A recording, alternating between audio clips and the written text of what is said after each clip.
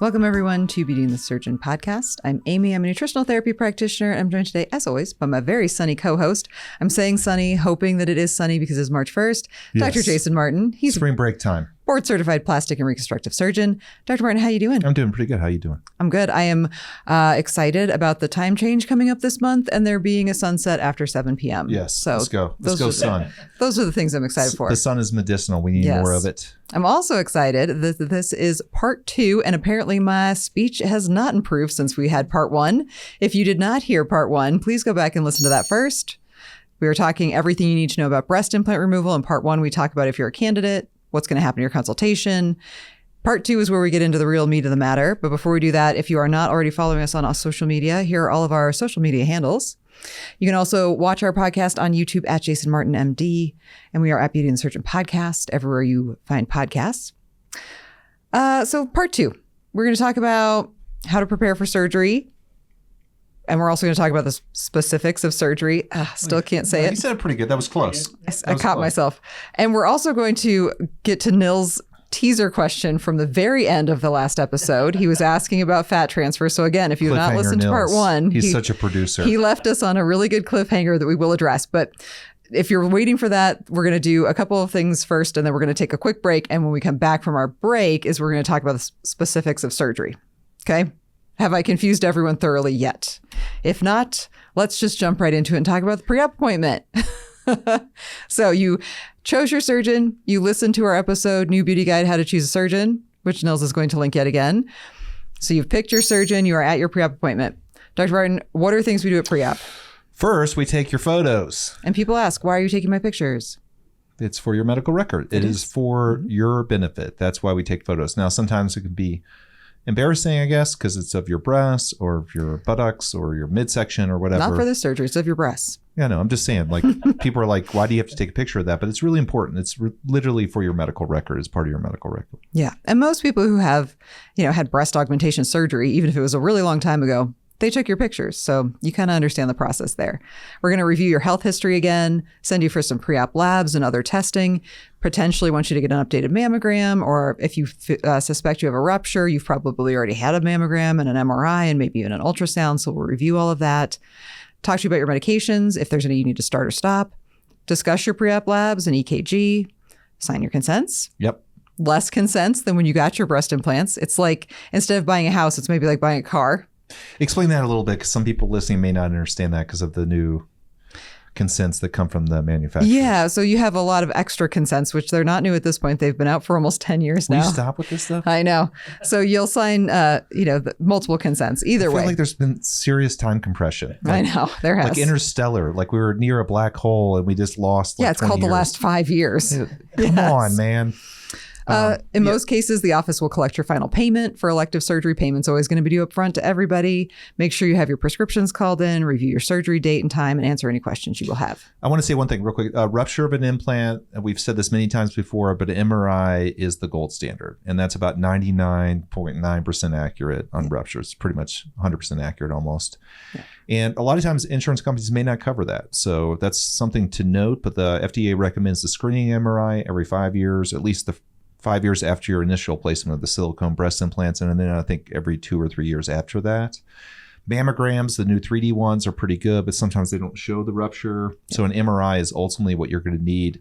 Every now and then, to save money, they'll do ultrasound, and that depends on the ultrasonographer, how good they are to show if you have a rupture or not. So ultrasound is not going to be reliable. Well, and usually with the ultrasound also, they're making sure you don't have fluid. Yeah. So the ultrasound, very good. Thank you.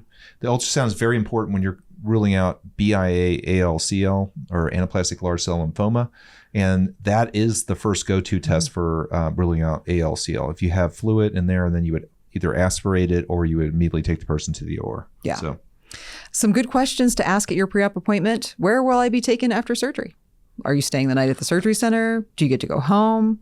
It'd be awesome if they were like, yeah, you're going to the Four Seasons. It's going to be fully catered.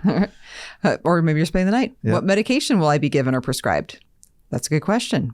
This is a big one. And this is something people ask us all the time, if they'll have drains. Because again, If you listen to part one, they've gone on social media, they've looked at pictures of people having their implants removed, and there's these pictures of people the day after surgery with like drains coming out all over them. And most people then assume that they'll always have drains, which I tell our patients it's extremely rare that we do drains with an implant removal. And that's me specific. So it depends on the surgeon you go to. Yep. A lot of old school surgeons will put in drains. I don't have a lot of skin in that game, but a lot of times you should not need a drain after the surgery. But how will you be bandaged? When will your bandages be removed? When can I shower? When can I drive? These are important things to know. And then, of course, the number one question we get asked from all of our patients is when can I return to normal activities? All the time. I was joking with Catherine yesterday. I'm like, I love when people will, there are 3 days after surgery, they're telling me that they're in a lot of pain and and then they're like, when can I swim? Okay. Yeah. Or can I get on my Peloton? And I'm like, you literally just told me that you're having trouble getting up to go to the bathroom. Yeah. And it feels manipulative, even though they're not being manipulative. Like it's like they're a bait and switch. Oh, I'm so much pain. Hey, by the way, when can I go run my 8 miles today? Do I need to put my CrossFit membership on hold for a month? Yeah. Yes. Okay. But those are good questions to ask, because if you don't ask them up front, then you might have some unrealistic expectations about when you can return to them about it up front, and then they asked us about it afterwards, which is like my son saying, hey, can I take the car? And I was like, no. And then 3 hours later, he's like, hey, Dad, a quick question. Can I take the car? And I was like, the answer's not changed. I mean, maybe it had. I mean, got to give the kid credit. Give it the old college track. That is true. Yep. Persistence. That's how the young people make it. It does pay off. Yes. The other thing I do tell patients is if you've got the person who's taking care of you and they can come to your pre-op appointment, it's a great person to bring with you, because then they can hear the answer to these questions as well to remind you when you may have forgotten the answers. Or after you just surgery. don't want to remember it. That's maybe the better way of saying it. Well, I said forgot. I was trying to be nice. Yeah. Yes. All right. We talked about this a little bit in part one, but let's really talk about what the risks of this surgery are. Now, the first one is risks of any surgery that includes the risk of anesthesia, bleeding, infection, need for additional surgery. These are risks of any surgery. Right. Now, sometimes we'll do implant removal in the office under local anesthesia. So there is risk of local anesthesia, but that's not the same as the risk of general anesthesia or IV sedation anesthesia. Just FYI. Yes, so they're different. As with any surgery, you could have pulmonary or cardiac issues just from having anesthesia, DVT or a PE, which is a blood clot, swelling and bruising. I think most people expect that with surgery. So DVT comes from it being immobile. There should be early mobilization with an implant removal. There's no reason that you shouldn't be getting up, walking around the next day. Yeah. Even if you had a lift too. Yeah. Here's where we get into things that are more specific to breast implant surgery specifically, or surgery of the breast. Changes in skin, nipple, areola sensation, or numbness. Now, this can be permanent, especially if you're doing a lift. We have great episodes on mastopexy. In fact, I'm sure we have at least 1 2-parter on it that Nils will link. Breast lift. If you want to learn more about that, we also have one all about numbness. But this could be permanent. If you don't have a lot of breast tissue, you have a thick capsule and you want a full capsulectomy. And a lift. And a lift at the same time, the risk to the small nerves that give sensation to your nipple and areola are definitely going to be increased. Mm-hmm. So that's something you have to understand before going into that surgery. Yeah. Pain, which may persist. And that is something that a lot of women don't want to hear, because if they're coming to us because they feel like their implants are causing them pain, we tell them very honestly, this may not resolve your pain. Right. And in our experience, it definitely, a lot of patients feel better, but it doesn't always resolve the pain. So there's a cosmetically, I would say it 100% does. Yeah. But with recon patients, I think it's different. Recon patients for sure. But even the cosmetic ones, they'll say, yeah, it's definitely better or something like that. You remove the scar tissue, get the implant out. So I definitely feel better, but I'm not 100%. And so the idea that, there's so many factors that can contribute to chest wall pain, to skin pain, to nipple and areolar pain. And that you think just removing the implant and the capsule is arrogant to think that it's going to solve all your problems. But in our experience, patients do feel a lot better. Yeah. But we tell them not to expect that because we are honest. Fat necrosis. Why did we take that memo? Like, can we just not be honest for once? Willy Wonka, you just come in, everything's great. I would not want a patient who wanted that. What? I wouldn't want that patient. Of course, it's a joke, tongue in cheek. Well, no, but I'm saying that seriously. Yeah. Like, that's seriously not the type of patient we want. No, we don't want that. No. That was a joke. I'm sorry. I won't make you reference. That was not a good one. Okay. Not a good joke. Yeah. Apparently, I have no sense of humor, but that was fat necrosis. This is something that we'll talk about more when we talk about fat transfer, but that fat could not live. That's right. Or it could even have other surrounding fat die with it, just from the trauma. Yep. Poor wound healing, skin loss, hematoma and seroma. This is why some doctors would use a drain, because you are leaving a space there. where there was a filled space before. So a lot of times people will leave the drains in because you've removed the caps or removed the implant, then you're going to have this open space. They can fill with fluid. Yeah. Now, there's some things that mitigate this. If it's underneath the muscle, that space would be compressed down from the pectoralis muscle. Almost immediately. Yeah. Yeah. So, I think it's less likely in that position than if you had a pre-pec or above the muscle placement of the implant. Mm-hmm. Maybe that's a situation where I would do it. But honestly, we do not put drains in for almost any of our breast reductions, any of our breast lifts, and that's just as much open and raw space. So I don't know why it would be different with the implant removal, even with the subtotal capsulectomy. In our experience, again, we defer to your surgeon. I'm sure they're all great, and most importantly, they're board certified. Exactly. Yes. Asymmetry. I always tell patients, your breasts are sisters, not twins. There's going to be a coffee table book with Amy's sayings. I feel like it just needs to be. I think that's going to be the title of it. Your breasts are sisters, not twins. Sisters, not twins. Yes, identical twins. Yeah. And I tell people this, like deep thoughts. Right. It's like a little book of all. Yes, deep thoughts with Amy. Oh man, there's some gems there. Wait till you get to the sexual ones and the pooping part. Yes, yeah. Asymmetries. And I tell people this before surgery, before breast augmentation as well. Like your breasts are sisters, not twins. They're not going to look the same.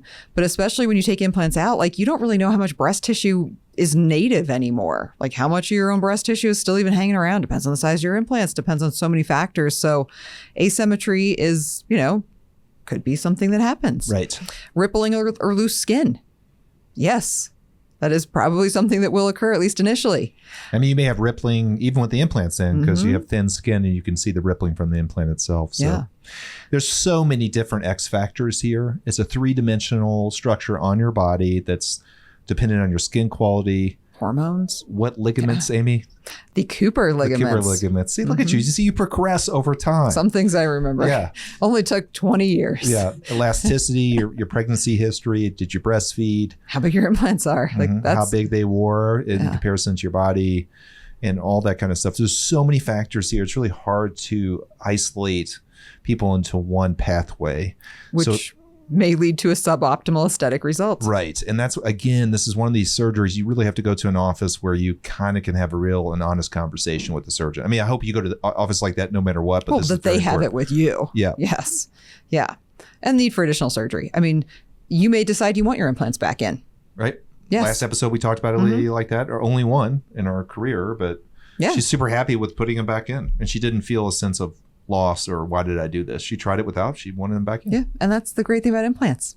At one point in your life, you didn't have them and now you do. And if we take them out, you can always have them again. Only in America. Yeah. We've done it once. We can do it again. Oh, in other countries, they'll do it twice.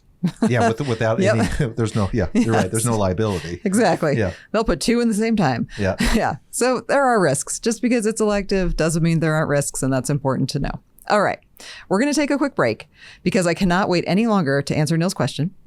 And we're going to come back and talk about the specifics of surgery, the types of options, and answer Neil's question about fat, which I hope he remembers word for word because I'm going to ask him to repeat it. Yeah, or he can just edit it back in, but that's fine. He can do that. He's the producer. He can edit himself back in. He's capable. I hope he makes Nils, you got to put your little avatar here and have it ask the question. Yeah. Or your Viking. There you go. Yeah. Can you make him talk? Yeah, it's AI. He does everything with AI now. Right? Is Nils even real anymore? He's the best part of seriously, his questions are the best. Our last Reddit episode, I told Catherine, my favorite part of our last Reddit episode was Nils' question about facial balance. I think besides your mispronunciation of words, my favorite parts of all episodes is when Nils... mispronunciation is a mispronunciation. Pronunciation. Okay. Look at what you got into my head. Mispronounce. Okay, I'd say it, but I can't. Okay. All right, let's take a break. Let's take a break.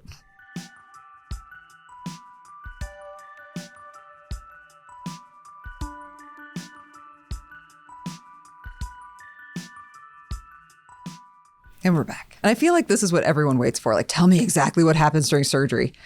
Like, are you there? Tell me what happens. It's Take just all pictures. magic. Yeah. Well, it's fascinating, right? Yes. I mean, and I think we get, not numb to it, but I mean, this is what we do every day. And that's why I tell people like, well, they basically all look the same. And they're like, oh, but I want to see. I'm like, okay, I'll take pictures for you. So let's talk about step by step, like just the basics. And then we're going to talk about the different types. So anesthesia of some sort, whether it's local anesthesia only or you have IV sedation, or if you're having a bigger surgery done, they might do some light general. So wherever you're going, if it's an office or an operative facility, you're going to go there, you're going to sit down, you're going to change into a gown or a robe. And then the surgeon's going to mark you. Which is really easy usually with this. It's just one little mark. Yeah. But if you're doing a lift, you're going to have markings. Now, we have great lifting episodes. You can do a vertical lift or a wise pattern. We can go look at those. But and then the anesthesiologist will talk to you if you're going to have anesthesia. And the anesthesia for these kind of procedures is going to be a light anesthesia no matter what. And unless you're having something else done with it. Right. So, but yeah, that's another good point. We do, almost all of our cases are combo cases now. So we've had patients where we've taken implants out and lifted them and done a facelift or done a tummy tuck or whatever. Or they want their orthopedic surgery done at the same time. Yeah. So if that's the case, you might have heavier anesthesia for that purpose alone. So in general, though, for the breast, the anesthesia doesn't have to be as strong. There's also some preoperative blocks you can do called PEX 1 and 2 block.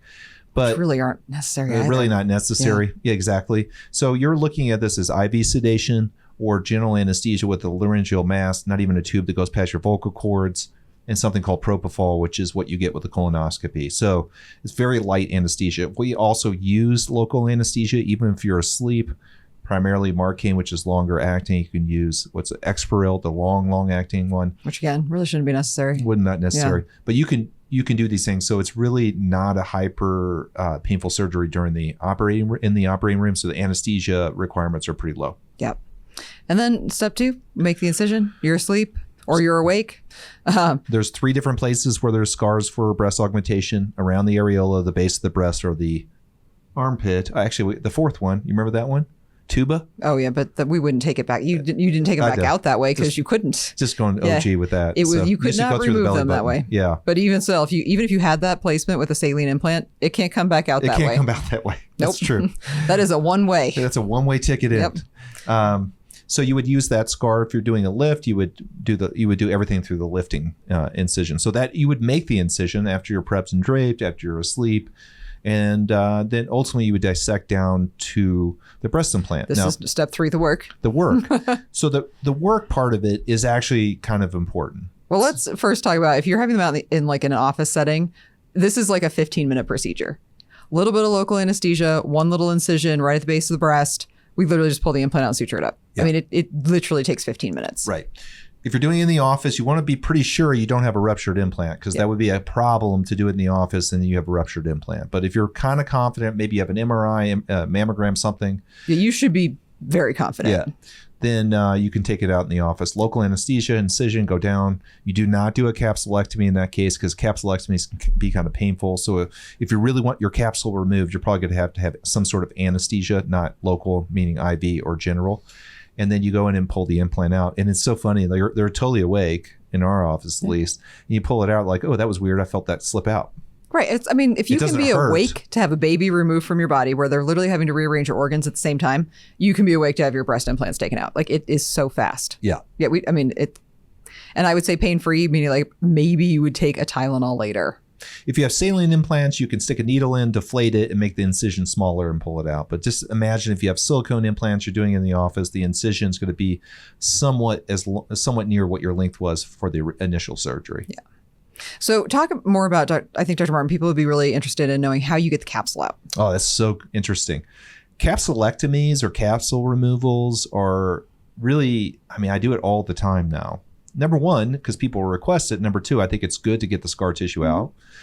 And number 3, scar tissue is not really great for aesthetics. It doesn't allow me to move the tissue around. It doesn't. Stiff. It doesn't. If you're putting an implant back in, it doesn't make the implant you put back in feel good. So scar tissue removal is very common. A subtotal capsulectomy is what I do almost all the time, which is the high majority of the tissue. Might leave a little bit of it inferiorly or on the chest wall, because per the recommendations, you don't want to cause further damage or other types of damage above and beyond just remove, the scar tissue that's there. Well, it can be helpful too to leave a little bit. Yeah, it does. It's especially on the outside edges or the lower edges, because if you put an implant back in, it gives you some sort of boundary that you can utilize to kind of keep the implant where it's supposed to be. Yeah. So to keep this simple, because we are just talking about Explant, we have other podcasts where we talk about lifts and all those options there with the work. then really simply the closure is just going to be a couple layers of suture. Yeah. In fact, we close everything internally with this procedure. Yeah. Not even any externals. External. Yep. Yeah. A little bit of tape over the incision and that's it. You're good to go. So if it's in the office, it takes us literally 20 minutes, maybe 25 minutes. At most. If it's in the OR, it's the same amount of time, but a capsulectomy on each side. Depends on the capsule. If it's, I mean, I've had some really bad capsules and that could take 45 minutes on each side, but most of the time it's about 20 minutes on each side. So that's an extra 40 minutes for the capsulectomy if you're talking about both sides or bilateral. And I'd schedule, I mean, for scheduling purposes, because people do ask, if we're scheduling a capsule and it's a pretty aggressive capsule and it's bilateral, I would definitely schedule it for 90 minutes. And if it doesn't, 45 minutes on per each side. Yeah. Yeah. If it was just a unilateral one, I'd probably just go Your 60. ability to schedule the time right of the money is so weird. Or you schedule the time and my brain immediately clicks in. That's the time that I have to do. It's so funny. Yes. And rare is the time where it's like not correct. And every now and then, rarely it'll be like a little bit underestimated and it's like disorienting a little bit. You know, I mean, once I get in there, I realize, okay, it's really not underestimated. I just didn't tell you everything that I wanted to do. Well, that's usually that.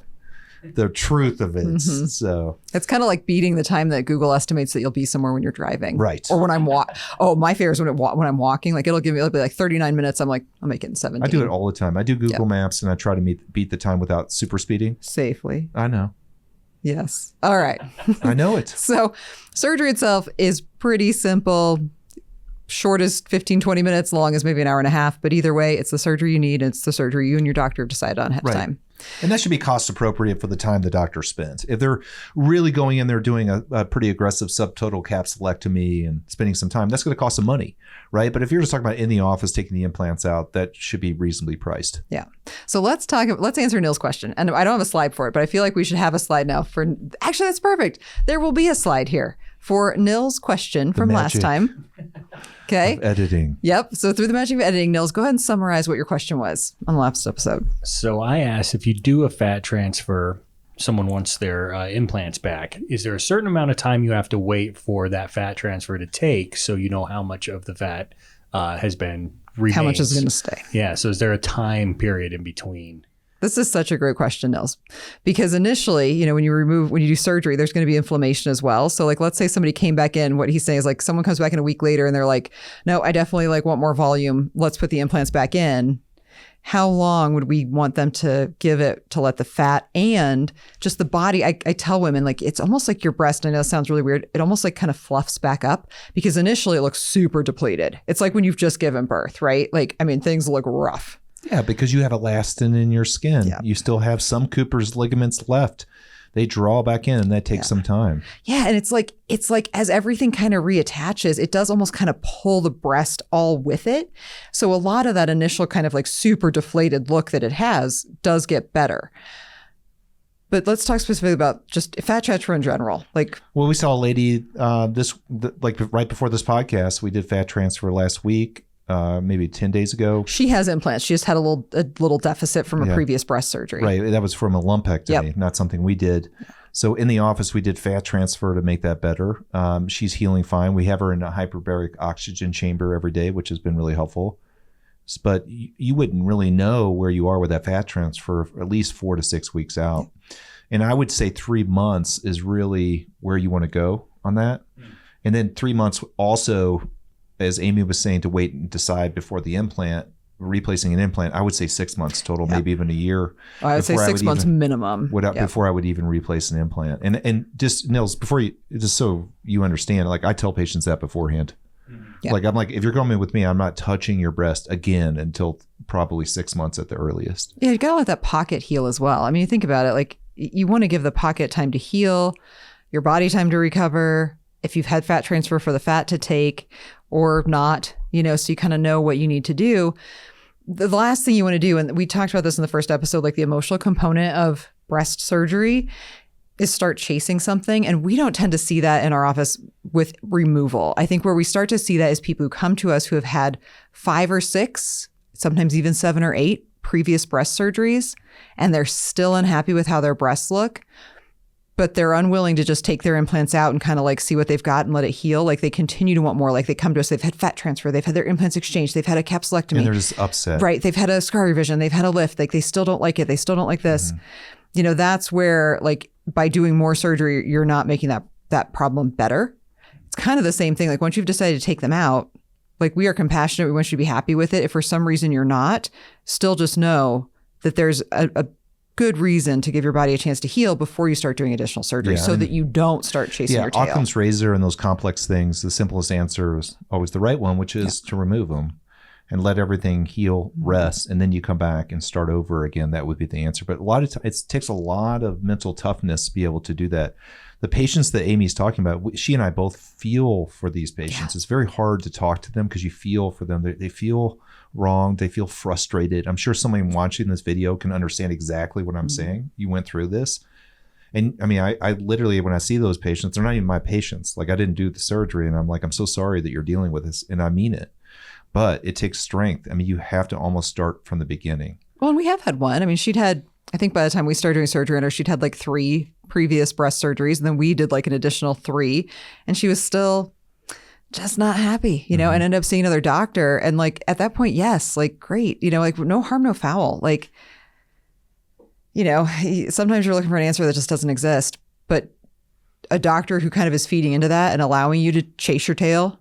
It's kind of like if we had a patient call who just had a rhinoplasty, literally told our front desk that her rhinoplasty was a week prior and she could already tell that it was bad and wanted to see us. And it was like, no, like we wouldn't even see you until at least 12 weeks out. Yeah. You know, and but you feel for those patients too. Yes. You know, it's so hard. Yeah. Because you can understand they're probably swollen, distorted. Maybe it's not great. You know, you don't really. That's hard to tell when you have 2 black eyes and a splint. Yeah, it's really impossible to tell. Yeah. So that's where such a great question, Nils. You know, like it takes time, and especially with a surgery. I mean, you have to think about it. Like I think Nils' questions are pretty good. I think mine are better. Oh, Nils has great questions. You know, like think about it like the same amount of time it takes a body to bounce back from having a pregnancy, they usually say is, you know, like the time that you were pregnant. If you've had your breast implants for 15, 20 years, like your breasts are going to need a little time. Yeah. Like be patient with those sisters. Don't go chasing waterfalls, you know? So, but fat transfer is a great option. Dr. Martin, what are some of the options for fat transfer? Like the systems that we don't have. We talk about this in our episode about fat, but we might as well talk about it here. Yeah. So we have one in our office called BeautyFill. Is that what the name is still? Yep. BeautyFill. Okay. Yep. It's a laser assisted lipolysis. Yeah. And that has a trap associated with it. All these devices have traps or some sort of distilling system where you take the fat out and you wash it and clean it. Or at least separate it. And separate it down and isolate it and put it back into syringes and re-inject it. Where are the best places to get fat from? Get your fat from. It kind of depends on where you're injecting it. But for the breast, the best place is really your abdomen. That's kind of or flanks. Per the data has the highest survivability. Yep. The flanks are also a good place. A lot of times people want to do the lower extremity, which is totally fine. But metabolically, fat is different in different areas anatomically. Yeah, we recently had a patient who was wanting fat transfer of the breast. She wanted us to take it from her arms. Yeah. I'm like, well, it's not the best place to take it from. You can do it. And I'm not saying I wouldn't do it, but you just have to be honest. The best match is the belly. Yep. And also it's the closest, so it's easier. Literally, technically easier just to do that. Well, and it's a rare person who doesn't want a little bit of fat off their abdomen. Right. The one bonus. The one we use in reconstructive purposes, which you could still use for cosmetic reasons, is called Pure Graft, Pure Graft.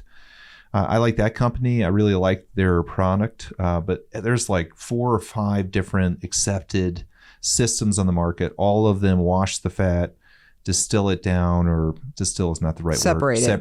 Separate it down, isolate the good fat, and then re-inject that. Vaser is another great one that a lot of doctors use in combination with Pure Graft because Vaser's ultrasound. It's the key thing is when you do liposuction, it's pretty aggressive, right? And it destroys a lot of the cells. So when you're trying to use these fat cells to transfer them, I love talking about the phospholipid bilayer. You need the cell to be intact. We have a great picture that Dr. Martin drew of a cell somewhere. How you doing? If we can find it, we'll insert the really cool There's no picture. way you're finding that. It's on the fat episode. It's on our drive somewhere. Yeah. You know? So it's in the Dropbox somewhere. But if you look at this picture, like there's the layer of the outside of the cell needs to be intact. And if you've gone in and just like obliterated this area with too hot of a laser or too aggressive of liposuction, you've killed a lot of the fat cells. And some of that can even be the amount of suction pressure that you're using with the liposuction. So if you're going to do fat grafting, this is really important actually. You want to make sure that you're going to someone who is delicate with the fat. So you can do formal liposuction, but you have to have some notable changes from what we do on a regular basis, which is a slightly lower suction pressure, cannulas that actually are made for fat harvesting, and then a system to wash that fat so you can re-inject it. And actually the re-injection, there's a lot of technique involved. The re-injection technique is really important too.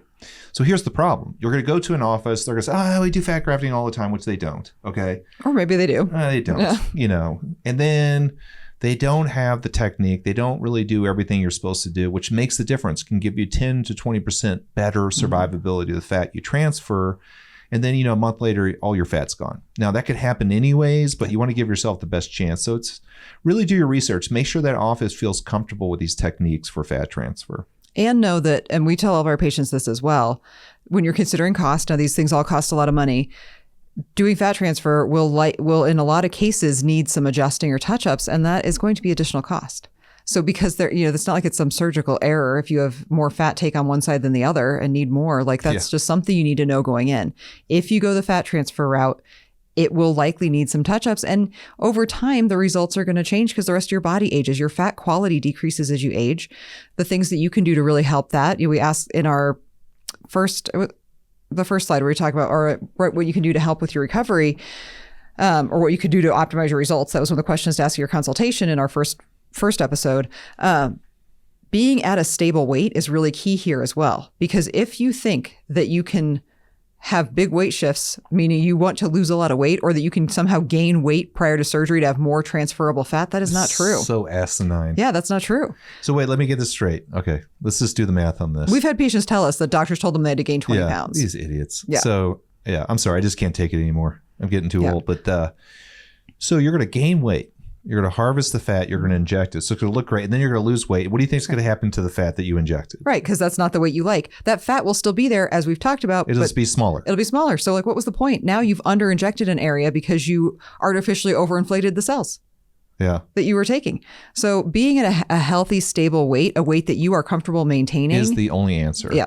And if someone tells you they're going to gain a lot of weight for fat transfer, they're just wanting you to look good for the first 4 to 6 weeks after surgery, and then they're going to, cut you off. There's going to be radio silence after that. Well, your results are not going to be good. No, you're not going to have long-term results. Yeah. And I would put money on it. It's going to be hard to get a follow-up appointment with them after that. So, well, more than that, that's a lot of unnecessary stress on your body. It doesn't make any sense. Yeah. So you should be at a healthy weight for fat transfer, and a weight you can maintain, a weight that you want to maintain. Right. And that's not a weight that's dependent on Ozempic or something like that. It's something that you get to a point where you can find a healthy homeostasis. I almost said hemostasis, hemio. Like making fun of the way I say homeostasis. Totally. Or Tina, our bookkeeper. She says everything 40. British. Well, she is British. That's why. But is she? She is. Okay. Yeah. The rest of her family all lives in the UK. She actually is British. But she was raised in America? Yeah, no, she was raised in the UK. Oh, okay. That makes a lot more sense. That's why she says 40. 40. Yes. Yeah. So that Nils, that was such an awesome question. And it really is true. Like if you're seeking fat transfer with this, there are things you can do to absolutely make your results better. Yeah. And just know that it's probably not going to be perfect the first time. You might need some adjustments, and that's normal. We always recommend fat transfer if it's indicated for breast implant removal. Always. Yeah. Well, and it just helps give a little cushion to that area too as it heals. I mean, we could go deep down. I mean, we talked about this on the fat transfer or the fat You don't episode. want us to go deep. You don't want us to go deep, Amy. About fat. No. Fat is kind of like a rejuvenating thing. Like, so adding fat back to this area is going to help with the skin tone in that area. Like, there's a lot of other, healthy benefits of adding fat. Right. We're not allowed to say stem cells, but theoretically it has stem cells in it. Right. Could be some rejuvenating. We say rejuvenating factors. Oh, is that what we're allowed to say?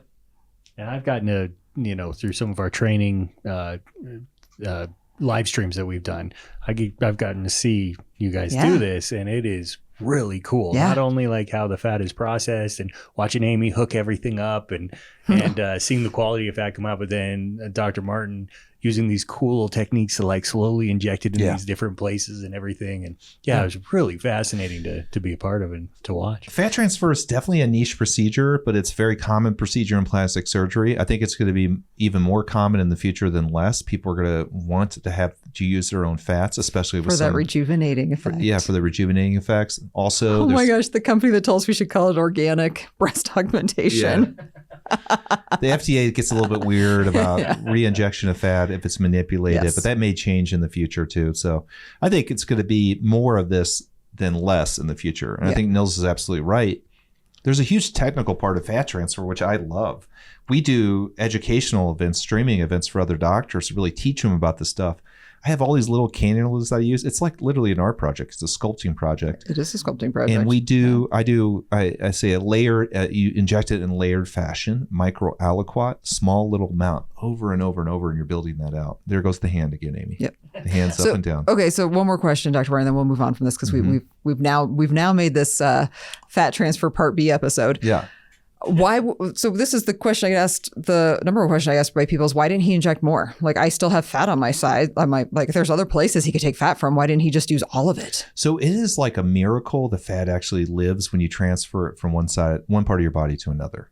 So Our bodies are magical. Yeah, where's the magic school bus? So Nils even knows that you need blood supply for people to live, and blood supplies come from big vessels and really, really small vessels. But when you inject fat in, the blood cells leak out through the very, very small blood vessels, and they feed those fat cells until new blood supply grows, well, which is other nutrients. Fascinating. Yeah, it's like cells need a lot to live. Right, oxygen. I mean, obviously, blood and blood carries the oxygen, so and they need not to be like attacked by free radicals. Like, there's a lot going on. Completely fascinating, and somehow your body wraps around it. How does it know how to do that? And then ultimately, a blood supply forms for all these areas of fat. And the fat takes. Now, best case scenario, fat transfer is 60%. And a big reason why that is because that process of hoping the body is going to supply all this fat you inject in is insane. There's no way. Or that all of that fat was not damaged. All right. And then the other part of the damaging part. I feel pretty confident about that with the way that the new ways to do things. But, so it's pretty much a miracle. Something called imbibition is one of the words we use to talk about this blood kind of seeping out. And then it makes it.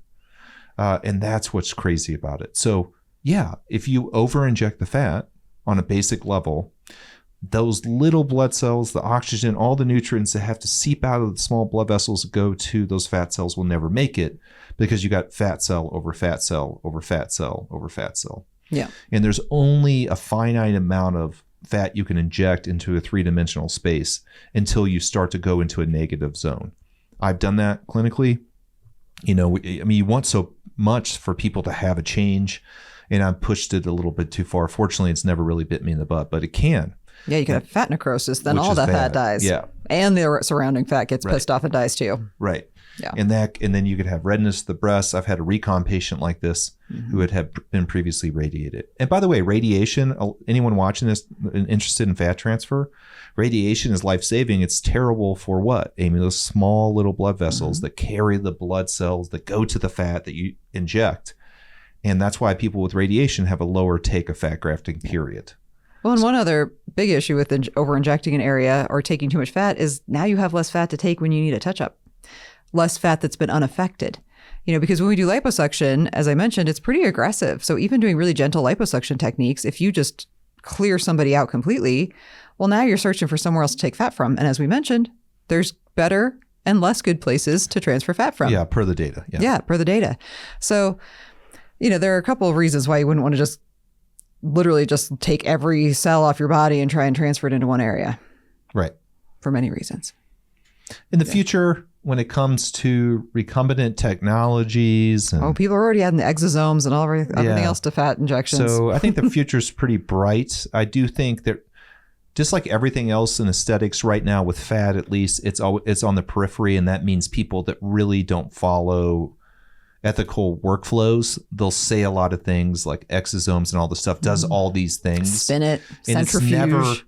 It's never really in like the really reputable offices. It's always in this kind of spa over here and this kind of thing. Or he says he's a plastic surgeon when he's really not. It doesn't mean those things are wrong. But it just means that the FDA is like not cool with that. Right. And that may or may not make your results better, and it may or may not make your results worse. Right. And usually what they say does not really fit with the outcome. Yeah. But they're going to charge you for it. But it's a weird process there, because you do want people to push the envelope. And I do think there's going to be some advances, and an office like ours will do those advances in the future because we were focused on that. So you kind of want some of that too. It's just the problem is right now manipulation of fat is not where people say it is. It's going to be a while before we see the true benefit of this. Yeah, but it is awesome where it is right now. Yeah, it's great right now. In the hands of a competent board-certified plastic surgeon. Right. All right. Sorry, we talked a long time about that. Let's get back to what we're talking about in this episode, which is implant removal. And let's talk about how you can prepare for your best recovery. Number 1, read your post-op instructions and review them with your primary post-op caretaker. Every time you say this, I still don't understand it. Something amazing happened recently at a patient. I was taking her stitches out. Her husband was sitting in a chair right across from us, and he's on his phone, just like looking like he's not even paying attention to anything. And she said, yeah, I put some hydrogen peroxide on that. And my jaw dropped open, and he looks up from his phone and he goes, you're not supposed to do that. And as I was saying the same thing, like, oh my gosh, like, absolutely do not put hydrogen peroxide on these. I'm like, it says this. He's like, it says that in your post-op instructions. It says it in bold in the post-op instructions because it's that important. Like, he is now my favorite husband ever. He goes, I can't believe you didn't tell me you did that. He looks at me, he's like, she didn't tell me she did that. I'm like, I got you, man. Like, I know you would have stopped her now. He goes to her, he's like, put the hydrogen peroxide down. Yeah. Well, she was trying to get some dried blood off her face. And he goes, he looks at her, he goes, water would have done that. And I'm like, and that's what I'm like, yes, man. Everything you said, yes. So. Did you hug him? No, because I had a knife in my hand. I was doing other things, or blade. So it is important that the person taking care of you knows your post-op instructions as well, because then they aren't going to freak out if they see that, something like you're leaking is normal, and they're going to be like, this is fine. Totally. And they're going to tell you it's fine. So not just you, have your caretaker read your post-op instructions as well, and then maybe they will win the Gold Star Award. This husband, though, he took the cake. He's the best. Know where your first post-op appointment will be. And I write this on all of our discharge instructions for the surgery center, that their first post-op appointment with us is usually a video, but it isn't always. So I don't want them to always assume that it is. It's sometimes a video, sometimes it's in person. It will probably never be back at the surgery center and or hospital. So just know that. Fill your prescriptions, people. I want to shout this from the rooftop. Fill your prescriptions. If you're getting them, definitely fill them prior to surgery. Purchase any recommended post-op garments, ice packs, the support pillows to facilitate better sleep. Think about things you use on a daily basis and move them as close to waist level as possible. Even after the implant removal, like, you're not going to have a lot of restrictions with using your arms if you're just doing a straight implant removal. Aren't you going to recommend the recovery station? I love that word. You like bringing that up. I know. To That's create my a favorite. recovery station. Yeah. But I think you should put it like in a little wheelbarrow and like take it around your house. And this, truthfully, if you're just having a straight implant removal, your recovery is going to be very simple. Yeah. Like, these things, you don't need to really overthink it, but these are things you should, think about ahead of time. Waist level, you just don't want to be bending over a whole lot or stretching up a whole lot. Loose clothing, opens in the front, button up. Slip-on shoes. Yep. Get your, what's the big slip-on shoes that the kids use? Crocs. Yeah, Crocs. Get some Crocs. Or the Uggs, the slide-on Uggs. And it's normal to be nervous and excited. These are normal things. And truthfully, we don't even prescribe pain medication. If we're just taking out somebody's implants, we just have them do Tylenol. Right. I mean, it's just very simple. And there's not a lot of restrictions. You have some, but it's not crazy. And we're going to talk about that in the results and recovery and results, because these are less involved than most other surgeries where we talk about these things. But there is a special note about the results of breast implant removal, and this comes directly from the ASPS website. And I thought it was so good that I copied it. I copied part of it word for word. But let me just first say that breast implant removal will change the shape of your breasts, right? Mm-hmm. Absolutely. Breasts will be flatter or droopier than they were before surgery. May have irregularities, indentations. This may be more pronounced immediately after surgery. Like I said, think about just giving birth. So this wording is on their site. What you're saying the right one now? That's coming up is. Okay. The quotations part. Okay. Yeah. If you had large implants and capsular contracture, these things will be more pronounced, but it will continue to improve and change during recovery. This next couple sentences come directly from plasticsurgery.org. The practice of medicine and surgery is not an exact science. With this particular surgery... It's actually an art form. I say this all the time. Yeah. With this particular surgery, the results are not always cosmetic because the breast tissue is thin as a result of having implants for an extended period of time. The results can also be affected if the implants have been leaking. In some situations, it may not be possible to achieve optimal results with a single surgical procedure, and another surgery may be necessary. Yep. Literally word for word what it says on plasticsurgery.org. Yeah, that's really, really good. It's so good. And this isn't meant to scare anybody. It's just to tell you, like, your doctor's going to do the best they can, but this is a surgery that can be very challenging if you've had big implants for a long time, you got bad capsules. The concept of it is very easy in Yes. your mind. The Taking doing implant part of it can be extremely hard. Some of the hardest cases I've ever done. I just did one of these in 2024 in the fall time. Terrible capsule, terrible asymmetry, bilateral ruptured implants, double bubble deformity with severe ptosis or droopiness of the breast. And I had to put implants back in. It almost would have been easier not to put implants back in. That must have been a recount because that wasn't. No, that was us. An obliterated pocket. Oh, I know what you're talking about. Yeah. Yeah, that was actually more than, that was not in the fall of 24. That was like literally a year ago. Oh, okay. Yeah. It felt like. No. It's like it's one of those things. That's been more vividly. It's like Groundhog Day. Oh yeah, no, that's I been can way feel it in my more than bones. a year ago. Yep.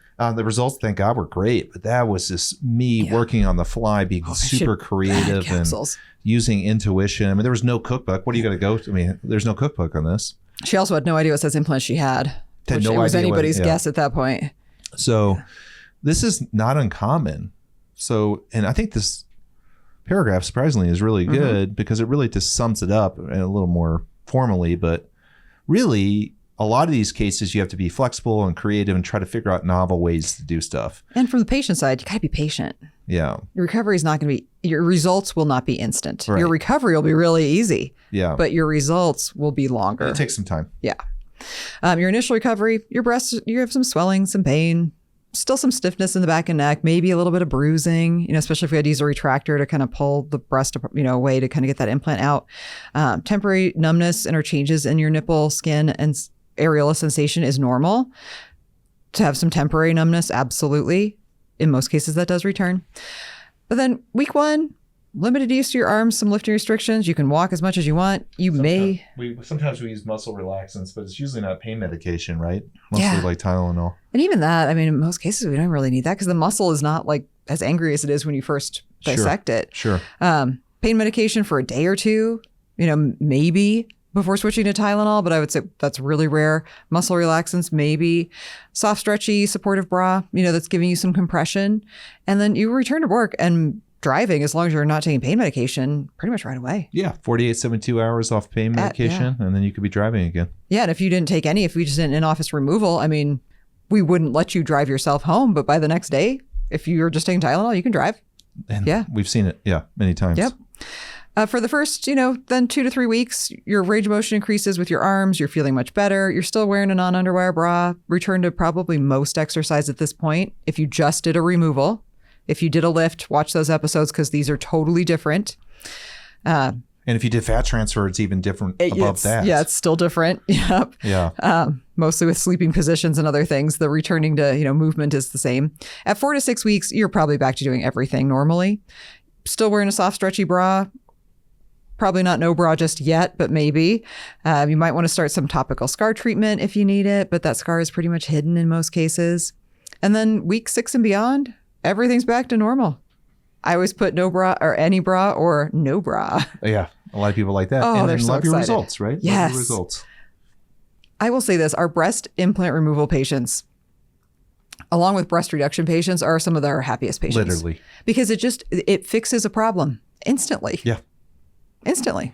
I mean, breast augmentation, the reverse of that has the same feeling. Those patients, but this is a lot more empowering. Yeah. They're like, I was weighed down by this. It was kind of heavy. It was annoying. And now it's out. I'm done. Well, like you said in the first episode, it's less impulsive. Yeah. Most people, there's been a few where people are just like, nope, my implant's out. I'm like, have you thought this through? And they're like, yep. I'm like, okay. Okie dokie. Yeah. Whereas with breast augmentation, it does tend to be a little bit more like emotionally driven to do it and do it fast. Like, I need this change now. When you want your implants out and you've wanted them out for a long time, like maybe you were waiting until you were done having kids, maybe you were waiting until after your wedding or whatever. They're usually just so happy that the day has finally arrived and their implants are gone. Yeah. And it's not, by and large, a painful surgery. Yeah. So then the recovery is not super emotionally taxing either. So yeah. It's an easy recovery. Yeah. Well, so Dr. Warren, that's all I've got. What else do you have to add about this? Anything? No, I think this is going to be, so it increased 10% from 22 to 23. It's a big increase. I think to 24, you're going to see another increase. And I think this is going to continue to go in that direction. My wife sent me an article from Elle, and it was talking about what plastic surgery is now. It's the stuff it's basically our podcast. I was like, were they watching our podcast and made an article about it? But maybe it was talking about plastic surgery now being more demure and subtle and natural. These are all the things I've literally comes out of my mouth, and Amy too. But I love it. I love it. That's in the kind of cultural zeitgeist now. And I think people are going to really start weaving a little bit away from a super augmented appearance. And a lot of people are going to want to go more natural. You know, ironically enough, though, that is more indicative of the fact that people will do more surgery, not less. No, it said in that article that they're doing more surgery, but just more serial surgeries, like less big surgeries and little things over time. Less filler, less other things. Yeah, 100%. Like just actually doing surgery. Yeah, exactly. That's exactly what the article. Look at you. I did not read that artitle. I didn't even know Elle was still around. Apparently, Elle's a magazine. It is. Okay. I didn't know. I mean, I don't. Yeah, not my vibe. But and I just would like to also say my wife never sends me anything on plastic surgery. This was the only thing she sent me in the past 5 years, and I was just really intrigued. I'm like, wow, where did you read this? It's a very specific time frame. What was 5 years? It's been 5 years. Pretty much. Has it maybe not been 10 or 20? Well, you know how good I am about estimating time. That's my point. Like, I love that you picked a date on that when So when I say 5 years, it could be 10, 25. Exactly. It's 0. years. Yeah. I know it's years. It was yesterday. No, I know it's years ago in 2013. Exactly. Yes. Our last podcast episode about breast implant removal last year in 2017. So that's number one. So if you're considering this surgery, you're not alone. This is very common. I think it should make you feel better that you maybe have these feelings and other people do. The second thing is, as we joked around before, everyone's a snowflake. Everyone's different. So your clinical exam is the most important thing. What you want is the most important thing. Well, yeah. The clinical exam is the most important thing for the doctor to give you the recommendations of what you need. So don't be surprised if you just want the implant out and they end up recommending a breast lift. Fat transfer has really changed the game on breast implant removal. We do that in the office under local anesthesia if you don't need the capsule removed. So we'll take the implants out and do fat transfer with you totally awake in the office. And that's pretty awesome. So I think the future's bright for this. And as Amy said, most importantly, I agree with her 100%, some of our happiest patients. It's empowering. You can check a box and kind of move on with your life. And people are really happy with that. Yeah. So thank you all so much for listening to the end of this episode. If you would like to follow us on social media, you can find all of our social media handles here. You can also send me a text or leave me a voicemail. Our very next episode that's coming out on March 15th is going to be questions from you, the listeners, and some comments on some episodes. That phone number is 303-630-9038. And if you would do me a huge favor and subscribe and like this episode, that would be amazing. And we will see you here next time. Next time.